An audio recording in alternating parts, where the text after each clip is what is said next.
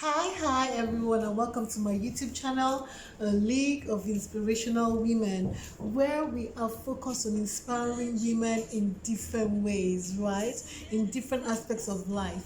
So if you go through my YouTube channel, you would see that last year I actually engaged several women, everyday women, to just inspire us on topical, issues that we're experiencing at the time. And also, right, I decided to start this YouTube channel, to start on this YouTube channel to discuss, a really important topic that is dear to my heart, which is divorced and loving life. I want to inspire women out there who are divorced, separated, widowed, or single mothers to actually love life, to intentionally love life. Because, there's no point, in living this life and you're not loving it, right? There's no point. So, in this series, the topic I want to share today is tips that helped me to journey to a healthy, collaborative parenting relationship. The important words there are healthy and collaborative. Yes, because once you are going through separation and divorce, it's very, very, very easy for you to sink into negativity, and that's not what we are about. Okay, so um, we need to be more. Yes, okay. So what's the first? The first tip is to discover my identity, right? And to define my values. That's the very first tip. And in discovering your identity, so yes, you've gone through a separation or you're going through a divorce, and it's very difficult for you to even know who you are, right, outside the marriage. But you need to know your identity. Who are you? Ask yourself that question, because we are more than marriage. We're more than children. We're human beings who were brought into this world for a purpose. So, what's your identity? And I identified who I was, first of all, in Christ as a child of God, and then, second of all, bold and able to do anything through Christ, right? And I'm able to face that journey of being alone through Christ. And so I identified who I was. And then in defining my values for that collaborative parenting, I needed to say, am I a fighter or am I going to be a lover? Why? Because a lot of people find themselves fighting during, separations and divorce. But I had to, there's that song, it's playing in the background that Michael Jackson sang, with Paul McCartney. Oh, yes. He said, I'm not a lover. I'm not a fighter. I'm a lover, right? I'm a lover, not a fighter. And so I had to define who I was going to be. What was my value? My value of love was love. And that means that I was going to exude, all that stuff that brings out love in the relationship. I wanted peace. I was going to try and be as peaceful. I wanted maturity.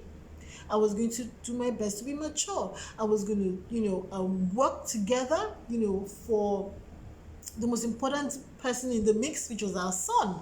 So it's very important, and I wanted positivity. That was another value. So I had to live positive. It wasn't achieved in one day, but because I had defined it, I had to work towards it. Okay?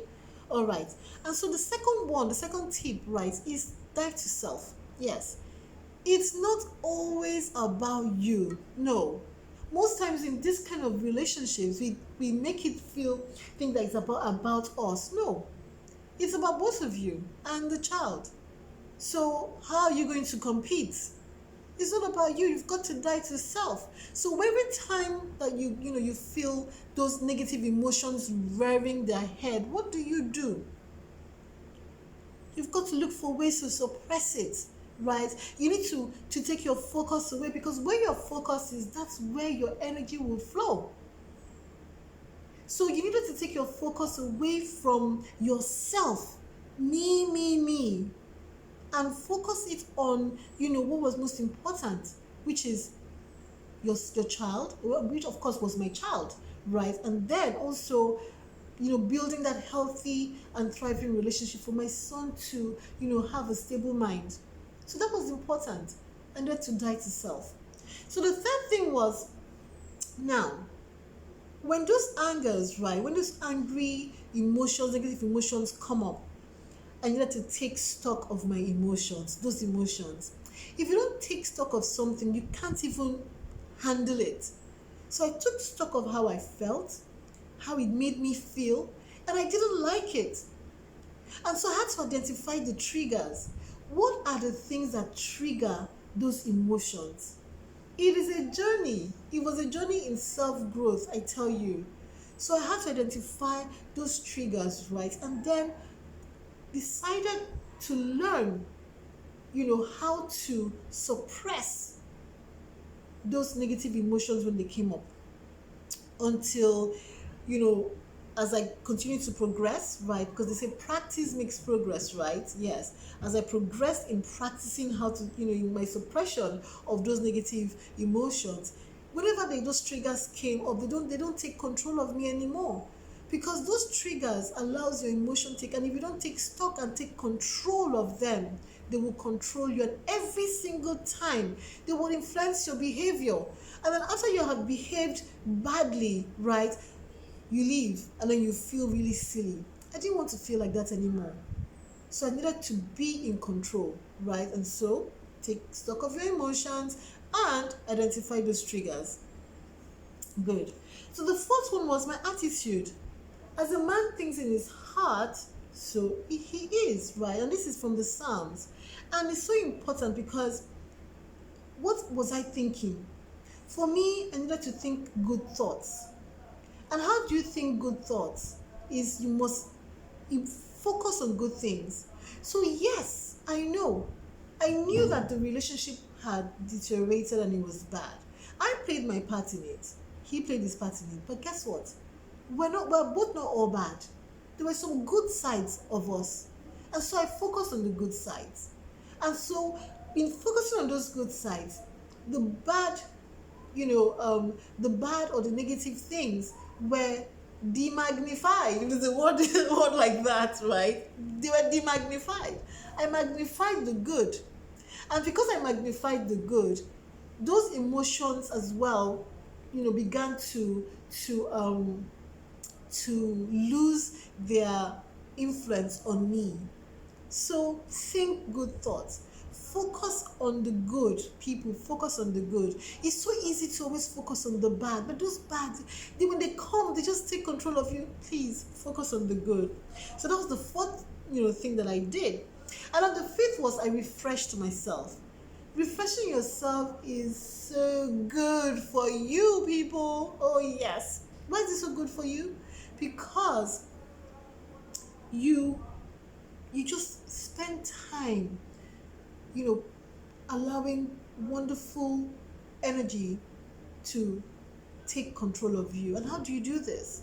You go out, you spend time with friends, involve yourself in activities that are fun, right? Spend time with people who are positive and fun. So every time I had to dress up to go out, okay, so where are we going out, with my friends, where are you going out? Where should we hang out today? Let's go for drinks and things like that. It was fun. But dressing up was more fun because I found a reason to go out. When you stay in your house, when you stay in your house, because the natural response to going through a separation and divorce is to, go into your shell. But I decided to defy that. I decided to go out, to leave my shell and just be out there and be out there, right? So going out was fun. Not, and just spending time with people, just having fun. Okay, going for drinks is important. But you see, one critical thing is what's your circle of influence and what are they about? So if they're about negativity, then there's no point going there because it wouldn't change how you feel.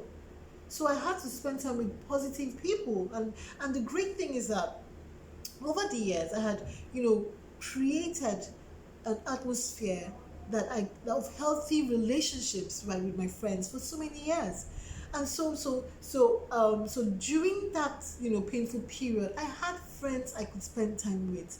and we would be positive. They would help me to bloom, with relationships, and it was good. It was really good for me. Okay.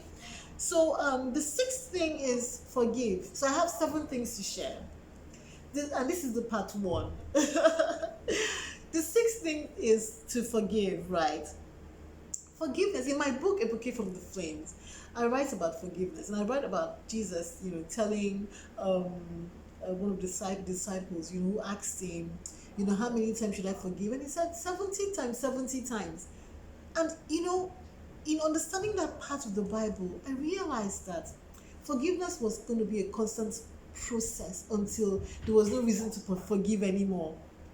But it had to be intentional. I needed to do it, not only to forgive my ex-spouse for whatever we'd gone through, but even to forgive myself for playing a part in that.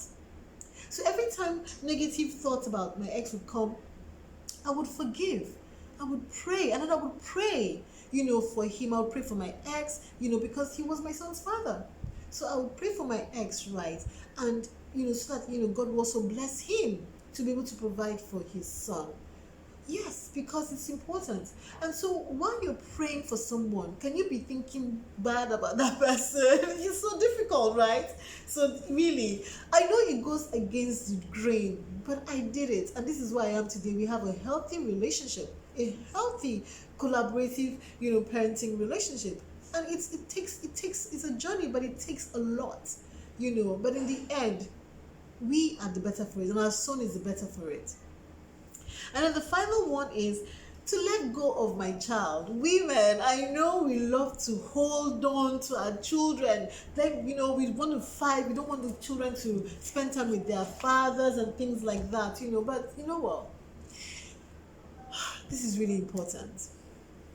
While I was growing up, I had my father and I had my mother. And I had a beautiful relationship with both of them. So even though I am separated and divorced, going through divorce, why would I deprive my son from having his father and having his mother? Why? Why would I make things difficult? So this is what I had to go through, a self-talk process, okay? And this is still dying to self, okay? I had to ask myself, what's important for my child? What my son needs to be balanced, right? And he needs to have a relationship with his dad, just like he needs to have a relationship with you. And that relationship should not be forced. It should not be painful. He shouldn't be experiencing all that pain when he has to go to this. It shouldn't be any struggle. It should be effortless. It should be wonderful. It should be an exciting thing. So even though we were living in separate homes, my son also needed to feel that excitement. So every time, he had to be, so we alternated our, times that my son would spend with either of us, the weekends, right? And so the weekends that was supposed to go to, his dad, we will pump it up with excitement, right? And so he knew that, look, he needed to be here with his dad this weekend and with his mom this weekend. So there was no making him feel guilty that, oh, I'm going to spend time with dad. And guess what? Every time my son was with his dad, I would breathe, I would relax, I would have fun, I would, spend time with myself, I would do things for myself. And even that time was a good time for me to refresh myself as well. Okay? So you see, in the end, we are the better, for it when we build a healthy, collaborative parenting relationship. We're the better for it. So next week I'll share the final steps or the final tips, that I imbibed. Practice makes progress. That's for sure. Rome was not built in a day. When you conceive a child, it takes 9 months for the child to birth. But you are nurturing yourself and nurturing the child within you. And that is what I did. And that's how I want us to look at it, okay? Because you come out the better for it. So thank you so much for listening. If you have any comments, shares, questions, please, share it in the comment section. And I would be happy to read and to respond. So until next week, Ivy says bye and have a wonderful week.